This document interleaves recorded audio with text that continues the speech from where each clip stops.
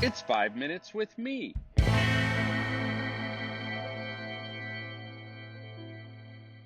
Hello, friends. Welcome to 5 Minutes with Marko.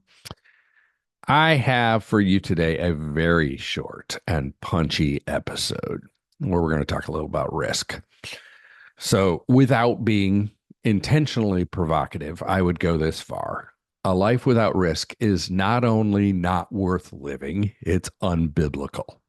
And the same applies for youth ministry. Seriously, it's hard to think of a great Bible story that doesn't have overt or implied risk.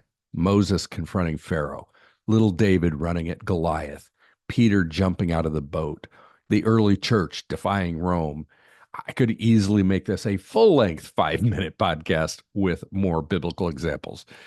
Maybe it's even fair to say that creation itself was a risk on God's part with God's foreknowledge of how fickle and self-serving we would be. Of course, there's stupid risk and there's worthy risk. Stupid risk in youth ministry looks like playing a game where you expect teens to get hurt or not counting to make sure you have everyone before leaving a stop on a trip, which once resulted in me living a seventh grade girl at McDonald's just before closing time in one of the roughest neighborhoods in Chicago.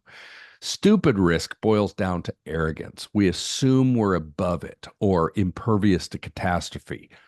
We might spiritualize stupid risk and think the ends justify the means or that God will take care of it, but really, it's just pride at the end of the day. But good risk, that's the stuff of transformation and revolution. When we step out in faith and risk that God will show up, we're like the kid who offered his 5 loaves and 2 fishes. This kind of humble, faith-fueled risk is the primary difference between an exclusive ingrown youth group that doubles as a country club and a missional community of teenage Christ followers heaven-bent on joining up with the active work of Christ in the world. Is there risk involved in offering a meaningful place of belonging to those kids without the condition that they become like us? Absolutely. Is there risk involved in taking students on a cross-cultural mission trip? You betcha. Is there risk involved in creating a safe place for teenagers to express real doubts, even when they express them in less than polished ways? Yep.